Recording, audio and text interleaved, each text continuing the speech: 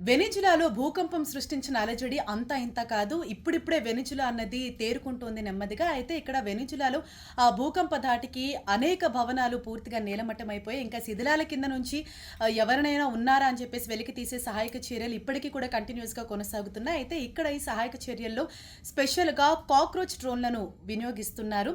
అయితే ఈ కాక్రోచ్ డ్రోన్‌లు ఏంటంటే 20 సెంటీమీటర్ల పరిమాణంలో ఉంటుంది. చాలా టైనీ సైజులో ఉంటుంది. సో దీనివల్ల ఇప్పుడు మనుషులు వెళ్ళలేని ప్లేస్‌కి కూడా ఈ టైనీ కాక్రోచ్ డ్రోన్ల ద్వారా అక్కడికి పంపించి వాటి ద్వారా అక్కడ ఎవరైనా మనుషులు ఉంటే ఆ శరీర ఉష్ణోగ్రతలను ఈ కాక్రోచ్ డ్రోన్లు అనేది పసిగడతాయి. తద్వారా అక్కడ మనుషులు ఉన్నారని గుర్తించి వీళ్ళకి సమాచారం అందిస్తే అప్పుడు వెంటనే సహాయక బృందాలు ఆ ప్లేస్కి వెళ్ళి అక్కడ ఆ పర్సన్ని బయటికి తీయటం లాంటివి జరుగుతుంది. సో ఇటీవల రీసెంట్గానే ఒక ఇన్సిడెంట్ మనం చూడొచ్చు.